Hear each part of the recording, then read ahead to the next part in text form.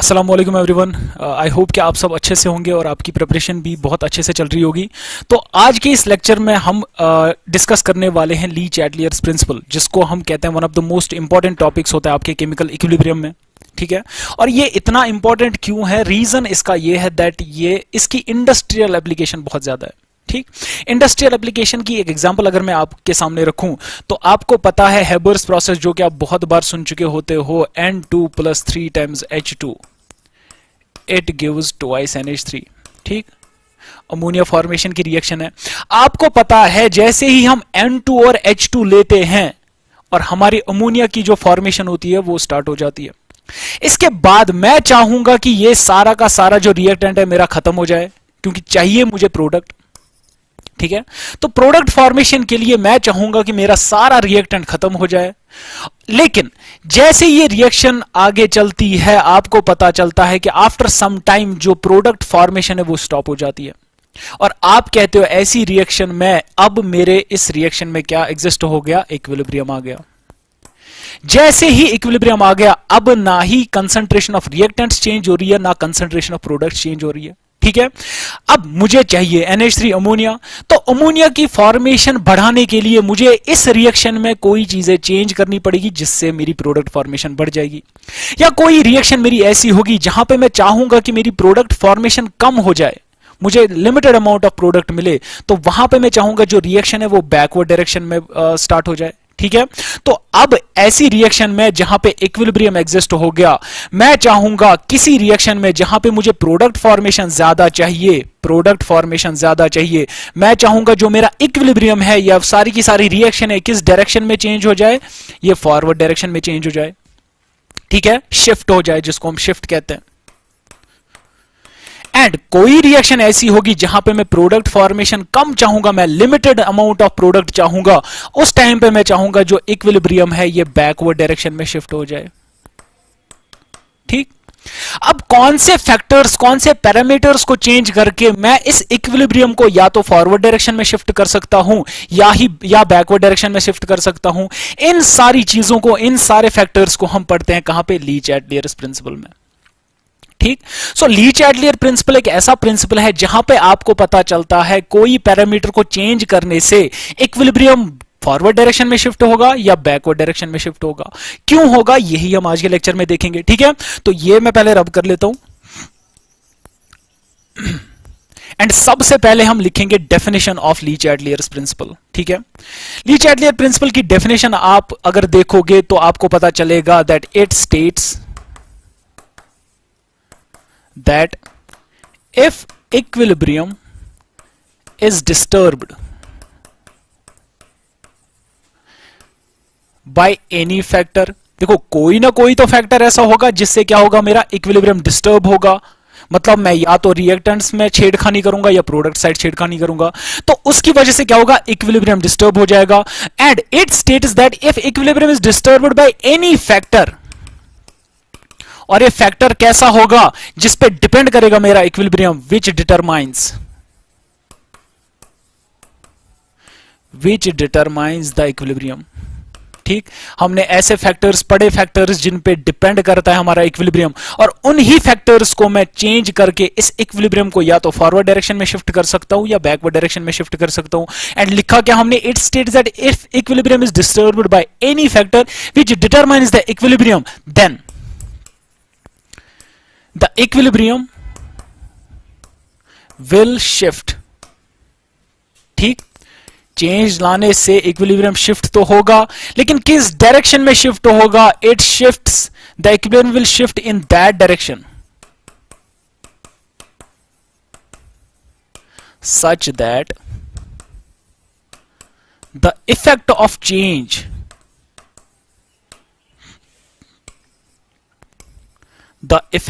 change may be nullified।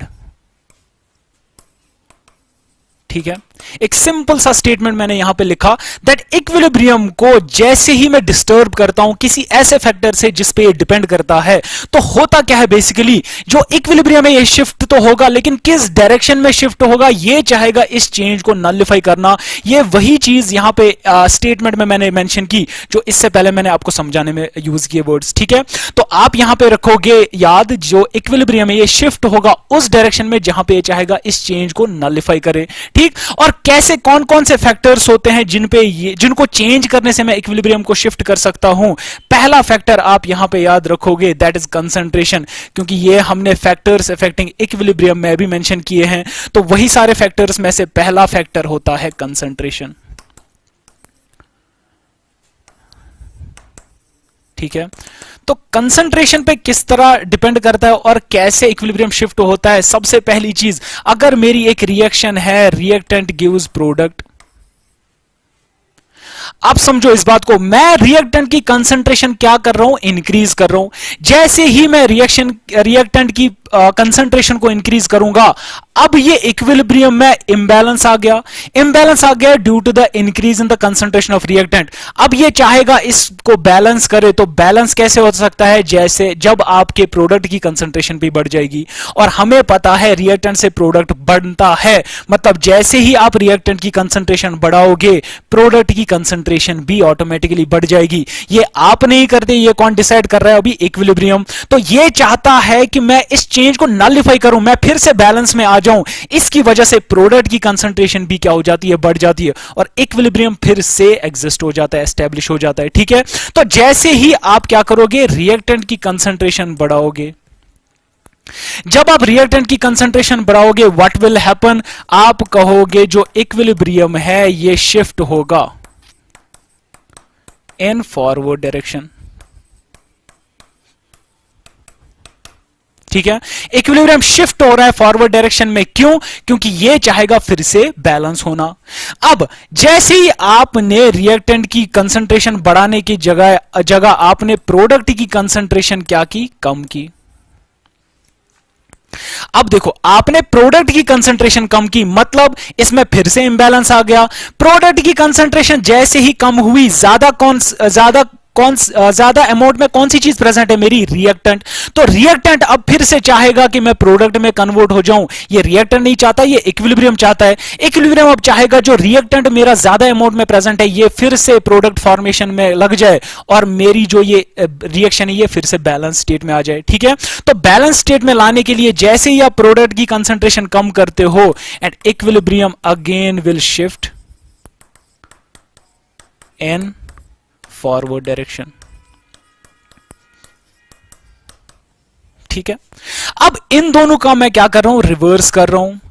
अब अगर मैं रिएक्टेंट की कंसंट्रेशन को क्या कर रहा हूं, डिक्रीज कर रहा हूं, तो आप आसानी से बता सकते हो जैसे ही रिएक्टेंट की कंसंट्रेशन डिक्रीज होगी प्रोडक्ट की कंसंट्रेशन ऑटोमेटिकली बढ़ जाएगी, एंड प्रोडक्ट अब किस डायरेक्शन में शिफ्ट हो जाएगा, रिएक्टेंट की डायरेक्शन में शिफ्ट हो जाएगा, क्योंकि इक्विलिब्रियम फिर से एग्जिस्ट होना चाहिए। तो हमारे रिएक्टेंट की कंसंट्रेशन को कम करने से आप कहोगे जो इक्विलिब्रियम है it shifts in backward direction, ठीक है। एंड सिमिलरली जब आप प्रोडक्ट की कंसंट्रेशन को बढ़ाओगे, प्रोडक्ट की कंसंट्रेशन बढ़ाने से भी आपके राइट हैंड साइड में जो है प्रोडक्ट बढ़ जाएगा, और इक्विलिब्रियम इसको चाहेगा कि ये बैलेंस में आ जाए और रिएक्टेंट की कंसंट्रेशन बनना स्टार्ट हो जाएगी। तो equilibrium will again shift in backward direction, clear है। तो आपने याद रखा, अगर आप चाहते हो इक्विलिब्रियम को फॉरवर्ड डायरेक्शन में शिफ्ट करना, या तो आपको रिएक्टेंट की कंसंट्रेशन बढ़ानी है या प्रोडक्ट की कंसंट्रेशन को डिक्रीज करना है, और अगर आप चाहते हो इक्विलिब्रियम को बैकवर्ड डायरेक्शन में शिफ्ट करना, तो या तो आप रिएक्टेंट की कंसंट्रेशन कम करोगे या फिर आप प्रोडक्ट की कंसंट्रेशन को बढ़ाओगे, ठीक है। आई थिंक ये यहां तक क्लियर हो गया, और इसके बाद हम कुछ एग्जांपल्स देखेंगे जहां पे हमें पता चलेगा हमारा जो ये कंसंट्रेशन टर्म है हम क्वेश्चंस में कैसे अप्लाई करते हैं। सबसे पहली एग्जांपल मैं यहां पे लिख रहा हूं,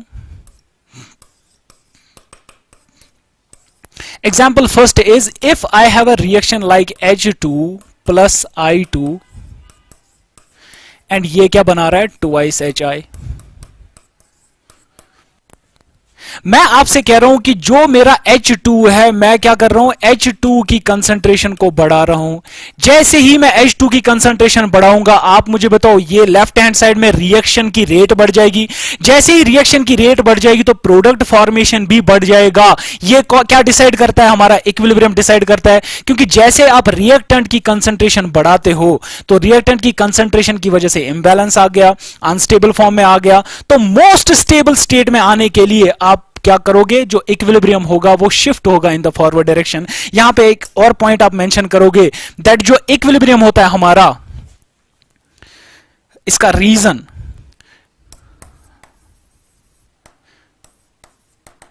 हमारा इक्विलिब्रियम शिफ्ट होता क्यों है, रीजन है इसका that equilibrium is the most stable state in a chemical reaction. ठीक है, एंड हर कोई चीज क्या चाहती है, मैं मोस्ट स्टेबल स्टेट मैं ही रहूं। तो इस वजह से इक्विलिब्रियम शिफ्ट होता है फॉरवर्ड और backward due to the change in the factors. तो यहां पे हमने देखा जैसे ही हम H2 की कंसंट्रेशन को इंक्रीज करेंगे और we will increase the concentration of I2। ठीक है, इन दोनों को मैं क्या करता हूं, चेंज, या इनमें से किसी एक को चेंज करूंगा। आपको पता है प्रोडक्ट बैलेंस के लिए प्रोडक्ट फॉर्मेशन ज्यादा होनी चाहिए, तो आप कहोगे जो इक्विलिब्रियम होगा it shifts in forward direction. या सीधा मैं लिख लेता हूं यहां पे, shifts in forward direction. Clear है? या तो आप क्या कर सकते हो, जैसे ही आपने प्रोडक्ट की कंसंट्रेशन को डिक्रीज किया, आप कहोगे मैं कंसंट्रेशन ऑफ HI को डिक्रीज कर रहा हूं। जैसे ही आप इसको डिक्रीज कर रहे हो, मतलब आपका जो इक्विलिब्रियम होगा वो अगेन शिफ्ट होगा इन फॉरवर्ड डायरेक्शन। क्लियर है? ये हो गया for forward direction. And if you increase the concentration, या हम पहले लिखेंगे if I decrease the concentration of H2 और आई decrease the concentration of I2। क्योंकि रिएक्टेंट साइड में जब डिक्रीज करूंगा तो प्रोडक्ट की कंसंट्रेशन अब कम होना स्टार्ट हो जाएगी, क्योंकि equilibrium will shift in the backward direction. यहां पे आप लिखोगे जो इक्विलिब्रियम होगा it shifts in what direction, in backward direction. ठीक है, इसी तरह जब आप कंसंट्रेशन ऑफ HI बढ़ाओगे, कंसंट्रेशन ऑफ HI बढ़ाओगे तो इक्विलिब्रियम जो होगा वो शिफ्ट होगा in backward direction. This is for forward and this is for backward. Clear है? इसके बाद एक और एग्जाम्पल मैं लेता हूं जो कि बहुत इंपॉर्टेंट है। दूसरी एग्जाम्पल मैं यहां पे लिख लेता हूं, एग्जाम्पल सेकेंड। तो दूसरी एग्जांपल कुछ इस तरह की है, अगर मेरा कार्बन सॉलिड है और इसको मैं रिएक्ट करा रहा हूं किसके साथ, ऑक्सीजन गैस के साथ। जैसे ही ऑक्सीजन गैस के साथ रिएक्ट कराऊंगा तो कार्बन डाइऑक्साइड बनेगा, और क्लोज्ड कंटेनर में अगर मैं ये प्रोसेस कराऊंगा तो ये रिएक्शन मेरी एक टाइम पे कहां आएगी, इक्विलिब्रियम में आएगी। जैसे ही इक्विलिब्रियम में आ गई, अब रिएक्टेंट्स और प्रोडक्ट्स की कंसंट्रेशन चेंज नहीं हो रही है, और मैं चाहूंगा कि कंसंट्रेशन ऑफ कार्बन इंक्रीज करूं। ठीक है, जब मैं कंसंट्रेशन कार्बन की नहीं इंक्रीज करता हूं, मैं देखता हूं कि इक्विलिब्रियम कहीं भी शिफ्ट नहीं होता। बहुत इंपॉर्टेंट पॉइंट है, रीजन बिकॉज कार्बन जो होता है हमारा ये सॉलिड होता है, एंड जब भी आप इक्विलिब्रियम कंसंट्रेशन लेते हो आपके Kc में, इक्विलिब्रियम कांस्टेंट में, तो वहां पे आप concentration of pure solid and pure liquid is 1, तो हमेशा वो कांस्टेंट आप लेते हो। जब आप ये कांस्टेंट लेते हो मतलब आपके इक्विलिब्रियम पे ये कोई भी इफेक्ट नहीं रखेगा। मतलब जब भी आप कंसंट्रेशन ऑफ कार्बन, कोई सॉलिड सबस्टेंस या लिक्विड सबस्टेंस है, इंक्रीज करोगे या डिक्रीज करोगे, आप देखोगे no change in equilibrium direction. ठीक है, मैं डायरेक्शन की बात कर रहा हूं, तो इक्विलिब्रियम डायरेक्शन की कोई चेंज नहीं आती। आप कहोगे कंसंट्रेशन ऑफ सॉलिड और लिक्विड की वजह से हमारे किसी भी इक्विलिब्रियम पे जो डायरेक्शन होती है वो चेंज नहीं होती। इसके बाद अगर आप चाहोगे, पहला इफेक्ट ये हो गया, अगर आप चाहोगे O2 की कंसंट्रेशन को इंक्रीज करना, जैसे ही आप O2 की कंसंट्रेशन इंक्रीज करोगे या फिर कार्बन डाइऑक्साइड की कंसंट्रेशन को डिक्रीज करोगे, यहां पे मैं लिख लेता हूं, और कार्बन डाइऑक्साइड की कंसंट्रेशन को डिक्रीज करोगे, तो इक्विलिब्रियम कहां शिफ्ट होगा, will shift in forward direction. And जैसे ही आप ऑक्सीजन की कंसंट्रेशन को डिक्रीज करोगे या फिर कार्बन डाइऑक्साइड की कंसंट्रेशन को इंक्रीज करोगे, आप देखोगे जो इक्विलिब्रियम है ये शिफ्ट होता है किस डायरेक्शन में? बैकवर्ड डायरेक्शन में। क्लियर है यहां तक? इसके बाद एक और एग्जांपल है जो कि मेंशन करना बहुत इंपॉर्टेंट हो जाता है इस कंसंट्रेशन टर्म में, जो कि आपकी एनसीईआरटी पे लिखी होती है। ठीक है, यहां पे मैं लिख रहा हूं एनसीईआरटी पे ये एग्जाम्पल मेंशन्ड है, और एग्जाम्पल कुछ इस तरह की है। अगर आपका Fe3 पॉजिटिव है, इसको आप थायोसाइनाइड आयन से क्या कर रहे हो? रिएक्ट करा रहे हो, और आपकी रिएक्शन बन रही है कुछ इस तरह की। एंड अगर टोटल चार्ज आप देखोगे तो ट्वाइस पॉजिटिव आएगा। ठीक है, और ऐसी रिएक्शन में आपको कलर्स यहां पे याद रखने पड़ेंगे। इसका कलर देखोगे तो ये येलो कलर होता है, इसके सॉल्यूशंस का कलर क्या होता है? Yellow. This is colourless. And ये हमारा होता है डीप रेड कलर। अब देखो, मैं चाहूंगा कि मेरा जो, अगर मैं इसमें आयरन की आयंस की कमी करूं, ठीक है, मैं इसके कंसंट्रेशन कम करूंगा, रिएक्टेंट साइड में कंसंट्रेशन कम करूंगा, तो आपको पता है अब इक्विलिब्रियम किस डायरेक्शन में शिफ्ट होगा? बैकवर्ड डायरेक्शन में।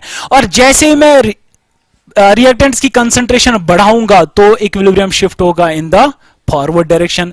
और इसमें आपको एनसीईआरटी एग्जांपल देती है, first of all if you add Hg twice positive, ये आयंस आप जैसे ही क्या करते हो? इसमें ऐड करते हो, तो आपको पता चलता है it reacts with thiocyanide ion. जैसे ही ये SCN नेगेटिव के साथ क्या करेगा? रिएक्ट करेगा। आप मुझे बताओ, अब जो रिएक्टेंट की कंसंट्रेशन थी इस ग्रुप की, इस रिएक्टेंट की, इस सब्सटेंस की, ये जब कंसंट्रेशन कम हो गई, मतलब रिएक्टेंट साइड में अब कंसंट्रेशन कम है और ये इंबैलेंस में आ गया इक्विलिब्रियम। अब इक्विलिब्रियम क्या चाहेगा? रिएक्टेंट साइड में कंसंट्रेशन को बढ़ाना। जैसे ही रिएक्टेंट साइड में कंसंट्रेशन को बढ़ाना चाहेगा, मतलब product will again begin to form these reactants and the equilibrium will shift in the backward direction। और इसका हमें किस तरह से पता चलता है? जो डीप रेड कलर होता है, इसका याद रखो आप, इस सॉल्यूशन का जो डीप रेड कलर है, deep red colour, it begins to vanish।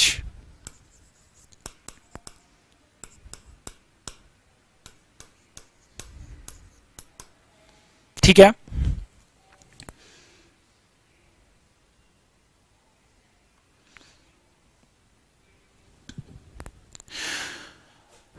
तो आप यहां पे याद रखोगे इट वैनिश नहीं होता, डीप कलर जो होता है it's intensity decreases.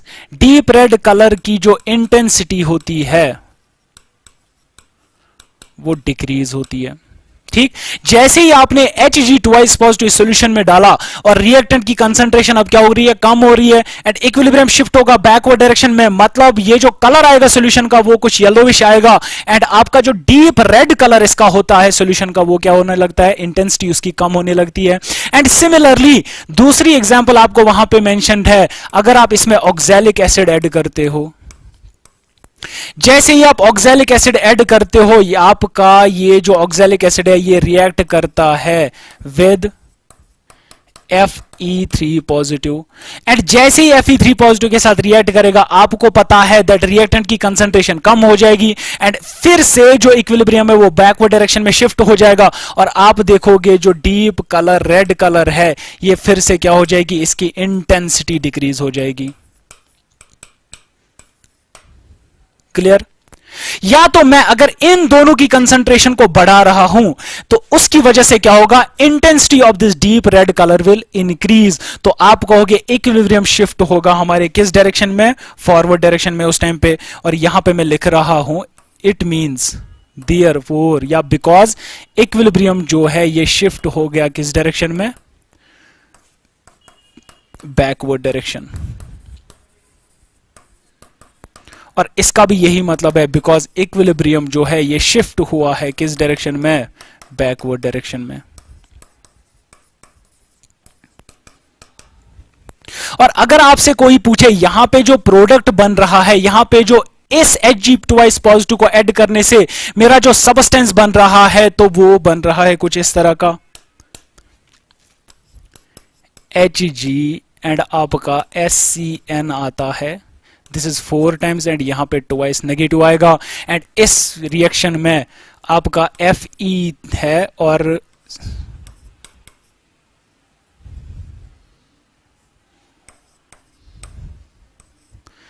This is 3 and this is 3 negative. ठीक है, अब देखो इस ऑक्सिलेट आयन का ट्वाइस नेगेटिव चार्ज होता है तो -6 प्लस 3 अब बचेगा -3। तो ये दो आपके प्रोडक्ट्स बनते हैं जो बाई प्रोडक्ट्स होते हैं और आपका इक्विलिब्रियम इस केस में कहां पे शिफ्ट होता है, बैकवर्ड डायरेक्शन में शिफ्ट होता है। इंपॉर्टेंट इसलिए क्योंकि एनसीईआरटी पे मेंशन है। ठीक है, इसके बाद हम नेक्स्ट फैक्टर देखते हैं। आप जो सेकंड फैक्टर है वो होता है pressure.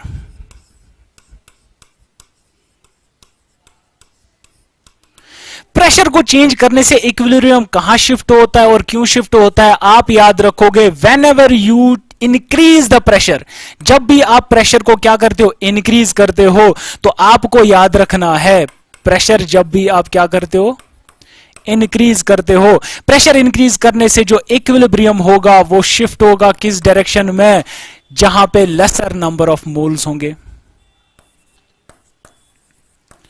Laser number of moles. बस ये सिंपल स्टेटमेंट आप याद रखोगे यहां पे, दैट जब भी आप प्रेशर को इंक्रीज करोगे जो इक्विलिब्रियम होगा वो शिफ्ट होगा इन दैट डायरेक्शन जहां पे आपके लेसर नंबर ऑफ मोल्स होंगे। मतलब यहां अगर रिएक्टेंट साइड में 2 मोल्स हैं, प्रोडक्ट साइड में 3 मोल्स हैं, प्रेशर इंक्रीज करने से जो इक्विलिब्रियम होगा वो शिफ्ट होगा इन द बैकवर्ड डायरेक्शन क्योंकि रिएक्टेंट साइड में जो नंबर ऑफ मोल्स हैं वो लेस हैं। ठीक है, इसी तरह इसका वाइस वर्सा भी, और यहां पे मैं लिखूंगा if I decrease the pressure, तो इक्विलिब्रियम जो होगा वो शिफ्ट होगा किस डायरेक्शन में, मोर नंबर ऑफ मोल्स। जब आप प्रेशर इंक्रीज करने की बात करते हो तो आपको एक रिलेशन तो पता ही होगी, दैट जो हमारा प्रेशर है it is inversely proportional to volume.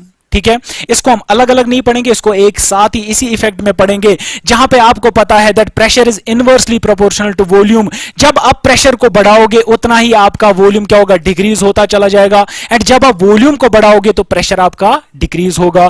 तो यहां पे मैं इस तरह लिखूंगा, अगर मैं प्रेशर को क्या कर रहा हूं, इंक्रीज कर रहा हूं, if I am increasing the pressure doesn't it mean that मैं वॉल्यूम को डिक्रीज कर रहा हूं। ठीक है, प्रेशर इंक्रीज करे, अगर मेरी गैसियस रिएक्शन है और उसमें गैसेस इन्वॉल्व है reactant side and product side, मैं प्रेशर को बढ़ाऊंगा, आपको पता है उसका वॉल्यूम डिक्रीज होगा। तो प्रेशर इंक्रीज करने से अगर इक्विलिब्रियम शिफ्ट होता है लेसर नंबर ऑफ मोल्स में, मतलब अगर वॉल्यूम में डिक्रीज करूंगा किसी रीजन से, वो तो ऑब्वियस ही बात है, वॉल्यूम तभी डिक्रीज कर पाऊंगा जब मैं प्रेशर अप्लाई करूंगा। तो ये एक ही बात है दैट प्रेशर इंक्रीज करना या वॉल्यूम डिक्रीज करना, इक्विलिब्रियम शिफ्ट होगा किधर, लेसर नंबर ऑफ मोल्स की तरफ। And if I decrease the pressure it means that मैं वॉल्यूम को क्या कर रहा हूं, इंक्रीज कर रहा हूं। आप एक सिंपल एग्जांपल ले सकते हो, जो पिस्टन हमारा एक कंटेनर है जिसके दोनों साइड में पिस्टन्स लगे हैं, अंदर एक रिएक्शन हो रही है जिसमें गैसेस इन्वॉल्व हैं। ठीक है, और मैं क्या कर रहा हूं, मैं अब इंक्रीज कर रहा हूं प्रेशर दोनों साइड से।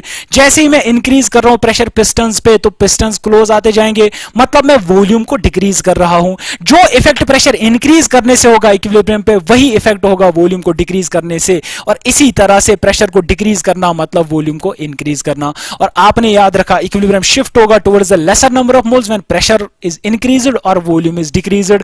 इसी तरह प्रेशर इक्विलिब्रियम शिफ्ट होगा towards the more number of moles, जहां पे आप प्रेशर को डिक्रीज करोगे मतलब वॉल्यूम को इंक्रीज करोगे।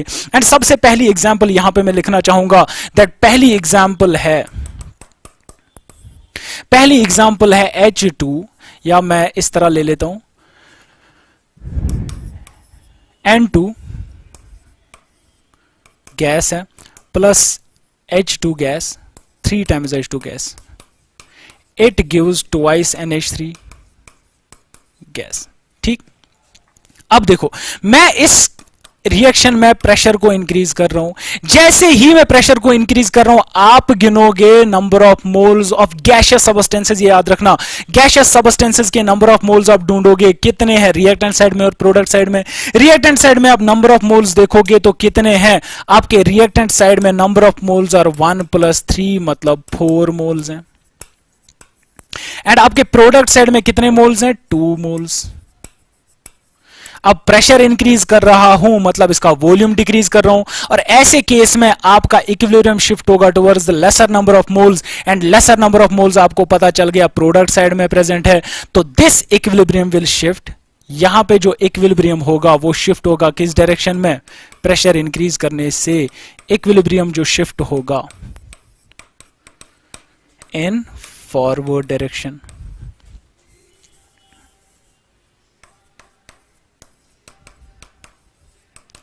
ठीक है, एंड फॉरवर्ड डायरेक्शन में क्यों हो रहा है आप यहां पे रीजन लिख सकते हो, रीजन दैट जो रिएक्टेंट के नंबर ऑफ मोल्स हैं, मैं यहां पे लिख सकता हूं number of moles of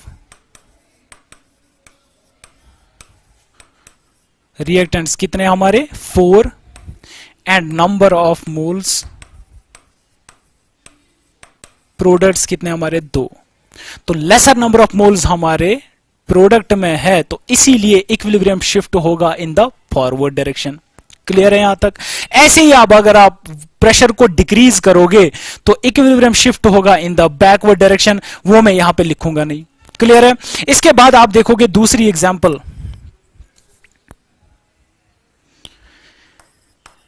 example second is if I have PCl5, it is also a gas and it dissociates into PCl3 gas plus Cl2 gas।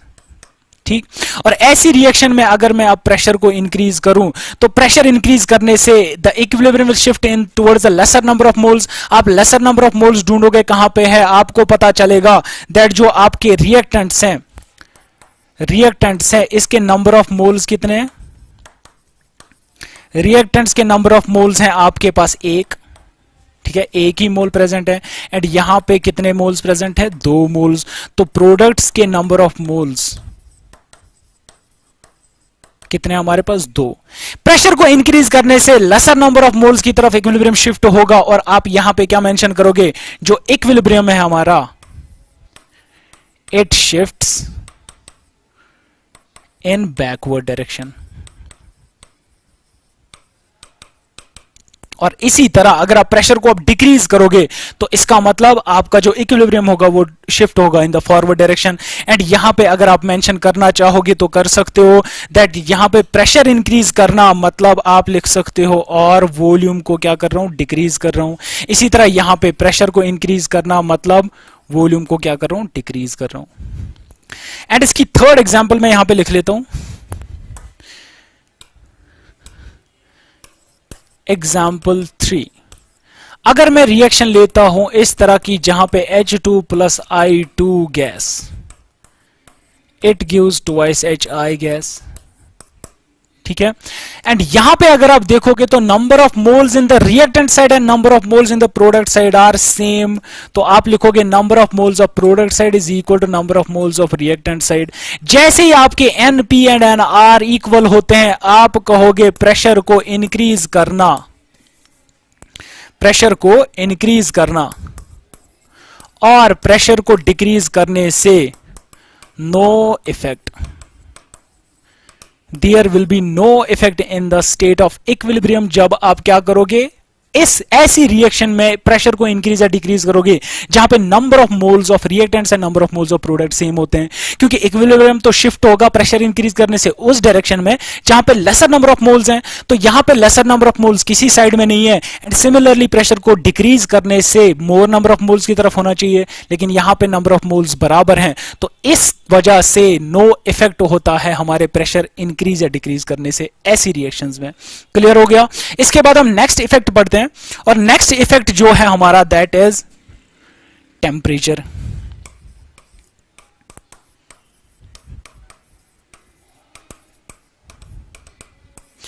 Temperature किस तरह इफेक्ट करता है हमारी केमिकल रिएक्शंस को? हम जनरली देखते हैं टेम्परेचर हर किसी चीज पे इफेक्ट रखता है अपना, लेकिन इक्विलिब्रियम पे किस तरह का इफेक्ट है? जब भी आप टेम्परेचर पढ़ते हो आपको दो रिएक्शंस दिमाग में आती है, पहली आती है endothermic and second one is exothermic. तो मुझे यहां पे लिखना पड़ेगा endothermic and second one is exothermic. Endothermic reactions में अगर आपको मैं एग्जांपल दूं तो एंडोथर्मिक रिएक्शंस में सिंपल सी एग्जांपल है H2O solid, it converts into H2O liquid.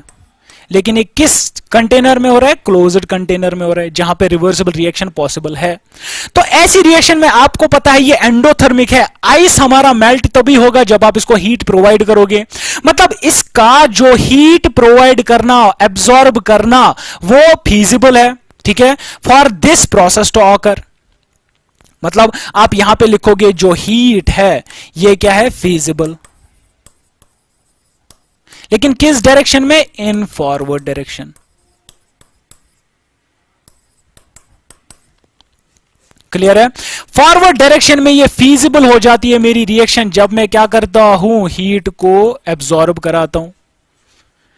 अब जैसे ही मैं टेम्परेचर को इंक्रीज करूंगा, आप मुझे बताओ इस रिएक्शन के लिए वो फीजिबल होगा या नॉन फीजिबल होगा? आप सिंपल सी एग्जांपल लेते हो, जब आप आइस को मेल्ट करना चाहोगे, आइस को आप बाहर रखोगे धूप में तो वो धीरे धीरे मेल्ट होना स्टार्ट हो जाता है। लेकिन अगर आप एब्रप्टली इसका टेम्परेचर रेज करोगे, आप इसे किसी यूटेंसिल में लोगे और गैस पे रखोगे, तो आप देखोगे जो मेल्ट होने वाली प्रोसेस है वो बढ़ जाएगी। मतलब जो रिएक्शन फॉरवर्ड प्रोसेस में हो रही है वो इक्विलिब्रियम शिफ्ट हो जाएगा इन द फॉरवर्ड डायरेक्शन, क्योंकि टेम्परेचर इंक्रीज होने की वजह से इस में मोर हीट एब्जॉर्ब हो जाएगी। तो आप यहां पे क्या मेंशन करोगे? If I increase the temperature, तो पहले तो मैं यहां पे लिखूंगा ये फीजिबल होगा। कैसी रिएक्शंस के लिए? एंडोथर्मिक रिएक्शंस के लिए फीजिबल होगा। तो आप यहां पे मेंशन करोगे जो इक्विलिब्रियम है it shifts in forward direction.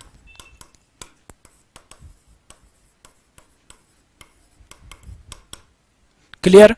तो टेम्परेचर इंक्रीज करना, इक्विलिब्रियम शिफ्ट होगा इन द फॉरवर्ड डायरेक्शन। और जैसे ही मैं टेम्परेचर को डिक्रीज करूंगा, आप मुझे बताओ लिक्विड से सॉलिड बनना स्टार्ट हो जाएगा और आप कहोगे जो इक्विलिब्रियम है वो बैकवर्ड डायरेक्शन में शिफ्ट हो जाएगा। मैं यहां पे मेंशन नहीं करूंगा, यहां से आप खुद से वो चीज डिड्यूस कर सकते हो। दैट टेम्परेचर इंक्रीज से फॉरवर्ड डायरेक्शन में अगर शिफ्ट होगा तो टेम्परेचर डिक्रीज की वजह से लेफ्ट डायरेक्शन में शिफ्ट होगा, मतलब बैकवर्ड डायरेक्शन में शिफ्ट होगा। इसके बाद यहां पे अगर एक्सोथर्मिक रिएक्शंस की बात करूं तो एक्सोथर्मिक रिएक्शंस में मैं एग्जांपल लेना चाहूंगा जो हमारा H2O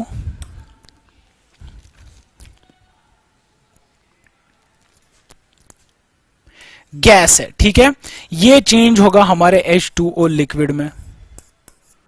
आपको पता है कौन सी प्रोसेस है? कंडेंसेशन प्रोसेस है, ठीक है। वेपर्स से कहां जा रहा है? लिक्विड फेज में जा रहा है हमारा वाटर। तो आप कहोगे गैस से ये लिक्विड फेज में आएगा तो कुछ अमाउंट ऑफ एनर्जी रिलीज करेगा। जैसे ही एनर्जी को रिलीज करेगा, इसका हाँ, जब ये एनर्जी, ठीक है ना, गैस से लिक्विड में जा रहा है, जैसे ही आपका वाटर गैस से लिक्विड में जाएगा, इस की जो एनर्जी है वो क्या हो जाएगी? रिलीज हो जाएगी, मतलब हीट को ये रिलीज करेगा। तो आप यहां पे क्या रखोगे याद? हीट एनर्जी जो है वो इसके लिए नॉन फीजिबल है, ठीक। इसको हीट एनर्जी एब्जॉर्ब नहीं कर सकता, ये रिलीज करेगा। और जैसे ही आप इसमें से टेम्परेचर को फर्दर कम करोगे, मतलब आप इसके हीट रिलीज करने वाली प्रोसेस को बढ़ाओगे, जैसे ही आप इसकी प्रोसेस को बढ़ाओगे तो इक्विलिब्रियम शिफ्ट होगा इन द फॉरवर्ड डायरेक्शन। इस चीज को फिर से समझते हैं। देखो, जैसे ही आपका H2O गैस है वेपर फेज में, ठीक है, क्लोज्ड कंटेनर में, और आपको पता है आफ्टर सम टाइम जो H2O हमारे वेपर फेज में ये कंडेंस होके कहां चला जाएगा? लिक्विड फेज में चला जाएगा। और क्यों चला जाता है लिक्विड फेज में, और ऐसा क्या होता है इस रिएक्शन में? आप कहते हो जो हीट होती है इस रिएक्शन में इन वाटर मॉलिक्यूल्स की, वो रिलीज करता है इन द सराउंडिंग्स, ठीक है। जैसे ही सराउंडिंग्स में इसने रिलीज किया तो ये वापस से चला जाता है लिक्विड फेज में। अब अगर मैं इसको फ्रिज में डालूं, ठीक है, देखो नॉर्मल कंडीशंस में ये धीरे धीरे हो रहा है ये प्रोसेस। अब अगर इसको मैं फ्रिज में रखूं, मतलब फ्रिज में क्या होगा, टेम्परेचर को सडनली मैं डिक्रीज करूंगा। जैसे ही टेम्परेचर सडनली डिक्रीज होगा, आपका जो वेपर फेज में वाटर था वो चला जाएगा डायरेक्टली किसमें, लिक्विड फेज में। मतलब मैं इस प्रोसेस को बढ़ा सकता हूं in the forward direction, gas से लिक्विड जल्दी बना सकता हूं। कब, जब मैं टेम्परेचर को डिक्रीज करूंगा। तो यहां पे मैं लिखूंगा टेम्परेचर डिक्रीज करना इसके लिए क्या हो जाएगा, फीजिबल, क्योंकि हीट एनर्जी इसके लिए नॉन फीजिबल है। तो आप लिखोगे टेम्परेचर को डिक्रीज करना इसके लिए जब फीजिबल हो जाएगा तो आपका इक्विलिब्रियम क्या हो जाएगा, equilibrium will shift in forward direction.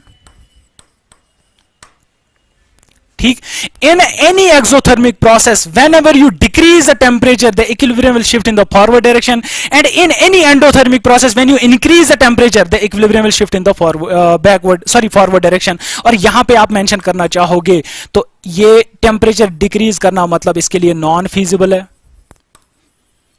इसके लिए नॉन फिजिबल है। तो इक्विलिब्रियम शिफ्ट होगा इन द बैकवर्ड डायरेक्शन, एंड यहां पे टेम्परेचर को इंक्रीज करोगे तो ये नॉन फिजिबल है, नॉन फिजिबल है इसके लिए, तो equilibrium will shift in the backward direction again. Clear है यहां तक। इसके बाद नेक्स्ट इफेक्ट हमारा होता है जिसपे इक्विलिब्रियम जो फैक्टर इक्विलिब्रियम डिपेंड करता है, और ऐसे फैक्टर को हम लास्ट यहां पे लिखेंगे, fourth factor is addition of inert gas. ठीक है, मैं अब एक जो मेरी रिएक्शन वेसल है जहां पे ऑलरेडी गैशियस सबस्टेंसेस प्रेजेंट है, gaseous reactants and gaseous products present है, या जिसको मैं रिएक्शन मिक्सचर भी कहता हूं, मेरा already gaseous reaction mixture present है। तो अब मैं इसमें क्या कर रहा हूं, इनर्ट गैस को ऐड कर रहा हूं। इनर्ट गैस ऐड करने से आपको पता है दो चीजें तो इफेक्ट होंगी, एक तो वॉल्यूम बढ़ेगा। ठीक है, मैं इसमें ऐड कर रहा हूं हमारा इनर्ट गैस, तो वॉल्यूम बढ़ेगा। वॉल्यूम क्यों बढ़ता है, टू मेंटेन द प्रेशर। अब अगर मैं प्रेशर को कांस्टेंट रखूं तो वॉल्यूम पे किस तरह इफेक्ट पड़ेगा, और अगर मैं वॉल्यूम को कांस्टेंट रखूं तो प्रेशर पे किस तरह का इफेक्ट पड़ेगा, वही हम देखेंगे इसमें। और यहां पे मैं दो इफेक्ट्स, दो कंडीशंस यहां पे लिख लेता हूं। पहली कंडीशन है एट कांस्टेंट वॉल्यूम, अगर मैं इनर्ट गैस को ऐड कर रहा हूं लेकिन मेरी रिएक्शन वेसल का जो वॉल्यूम है वो कांस्टेंट रखूंगा, और दूसरा इफेक्ट जो है, दूसरी कंडीशन जो है वो मैं रखूंगा एट कांस्टेंट प्रेशर। ठीक है, ये दो कंडीशंस हमें पढ़नी है। पहली condition at constant volume and second condition is at constant pressure. तो कांस्टेंट वॉल्यूम पे आपको पता है जो डेल्टा वी होता है वो 0 होता है, वो मैं लिखूंगा नहीं यहां पे। और मैं मेंशन क्या करना चाहूंगा, जो P V is equal to N R T है गैस, आइडियल गैस इक्वेशन, इसकी वजह से क्या इफेक्ट पड़ेगा। और आपको ऑलरेडी एक और इक्वेशन पता है, जो पी पार्शियल प्रेशर है किसी भी ए का, तो आप लिखोगे it is the mole fraction, number of moles of A divide by total number of moles into हो जाएगा टोटल प्रेशर।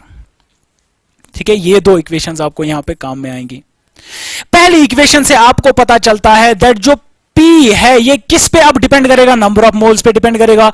रीजन इसका ये है कि आपका pressure will be directly proportional to number of moles। Reason आपका वॉल्यूम भी constant, R भी कांस्टेंट, टी भी कांस्टेंट, वॉल्यूम को इधर ले आओगे तो ये R T by V constant बनेगा, और pressure will directly be proportional to N. जितने नंबर ऑफ मोल्स बढ़ेंगे टोटल प्रेशर भी वैसे उसी तरह हमारा बढ़ जाएगा, क्योंकि डायरेक्ट रिलेशन है। अब देखो, जैसे आप टोटल नंबर ऑफ मोल्स बढ़ा रहे हो, क्योंकि इनर्ट गैस ऐड कर रहे हो, इसके कुछ मोल्स होंगे, आपके एन ए जो इनिशियल रिएक्शन मिक्सचर के नंबर ऑफ मोल्स थे उसमें कोई चेंज नहीं आएगी, और जो टोटल नंबर ऑफ मोल्स हैं ये बढ़ जाएंगे। यहां पे मैं इस पेन से लिख लेता हूं, जो टोटल नंबर ऑफ मोल्स हैं ये बढ़ जाएंगे।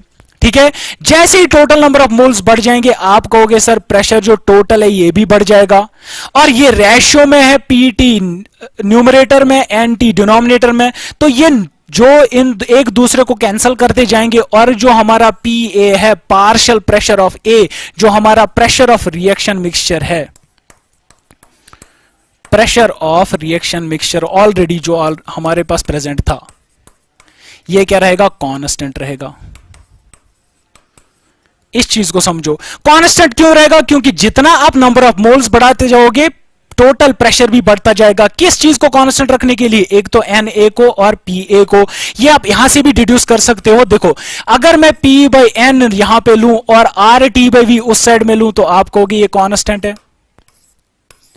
जब ये P/N हमारा कांस्टेंट रहना चाहिए तो आप इसको यहां पे ले जा सकते हो, दैट PA/NA भी हमारा क्या होगा? ये कांस्टेंट हो जाएगा, क्योंकि ये सारी चीजें यहां पे राइट हैंड साइड में भी क्या होंगी? कांस्टेंट होंगी। तो आपने मेंशन किया दैट एट कांस्टेंट वॉल्यूम अगर आप इनर्ट गैस को ऐड करते हो, आपके पार्शियल प्रेशर है, मतलब जो रिएक्शन मिक्सचर का प्रेशर है वो चेंज नहीं होगा। और जब आपका प्रेशर चेंज नहीं होगा रिएक्शन मिक्सचर का, मतलब there will be no change in the equilibrium, तो आप लिखोगे there will be therefore no effect on equilibrium. बहुत इंपॉर्टेंट पॉइंट है यहां पे, ठीक है। जब भी आप इनर्ट गैस को ऐड करते हो, किस कंडीशन में? एट कांस्टेंट वॉल्यूम, तो इनर्ट गैस की वजह से पार्शियल प्रेशर पे कोई फर्क नहीं पड़ेगा। जब partial pressure of the reaction mixture पे कोई फर्क नहीं पड़ेगा, तो प्रेशर चेंज ही नहीं हो रहा है, तो इक्विलिब्रियम भी शिफ्ट किसी डायरेक्शन में नहीं होगा। क्लियर हो गई बात? अब आप कहोगे सर कंसंट्रेशन तो बढ़ रही है, कंसंट्रेशन भी सेम रह रही है, क्योंकि रीजन ये इनर्ट गैस है, ये हमारी रिएक्शन मिक्सचर के साथ कोई भी रिएक्शन नहीं दिखाता। क्लियर हो गया यहां तक? इसके बाद मैं नेक्स्ट कंडीशन पे आता हूं, जो कि हमारे पास क्या है? एट कांस्टेंट प्रेशर, ठीक है। एट कांस्टेंट प्रेशर पे भी अगर मैं PV is equal to NRT लूं, तो आपको पता है कांस्टेंट प्रेशर है, कांस्टेंट प्रेशर है तो आप डिड्यूस करोगे जो वॉल्यूम है वो डायरेक्टली प्रोपोर्शनल होगा किसके? N के। क्योंकि P भी कांस्टेंट, R भी कांस्टेंट है, T भी constant, V will be directly proportional to N। जैसे ही आप ये दूसरी इक्वेशन लोगे, partial pressure of A is equal to number of moles of A reaction mixture, number of moles जो टोटल है इनटू टोटल प्रेशर, ठीक है। इसको मैंने रखा कांस्टेंट, ठीक है। ये क्या हमारा? कांस्टेंट। जब मैंने प्रेशर को कांस्टेंट रखा, आप मुझे बताओ number of moles of reaction mixture ये भी ऑलरेडी कांस्टेंट है, ये कांस्टेंट है, लेकिन टोटल नंबर ऑफ मोल्स जो है वो बढ़ रहे हैं। आप मुझे बताओ number of moles of reaction mixture change नहीं होंगे, टोटल प्रेशर चेंज नहीं होगा, तो नंबर ऑफ मोल्स जो टोटल में बढ़ रहे हैं उनकी वजह से किसी ना किसी पैरामीटर पे तो इफेक्ट पड़ेगा। किस पैरामीटर पे इफेक्ट पड़ेगा? Pa पे। तो नंबर ऑफ मोल्स बढ़ने से पार्शियल प्रेशर जो रिएक्शन मिक्सचर का है वो क्या होगा? डिक्रीज होगा। आपको पता है जब प्रेशर डिक्रीज होता है हमारी रिएक्शन मिक्सचर का, तो रिएक्शन वेसल का, तो प्रेशर डिक्रीज करने से जो इक्विलिब्रियम होगा that will shift towards more number of moles. यहां पर मैं इस तरह लिखता हूं, shifts towards greater number of moles.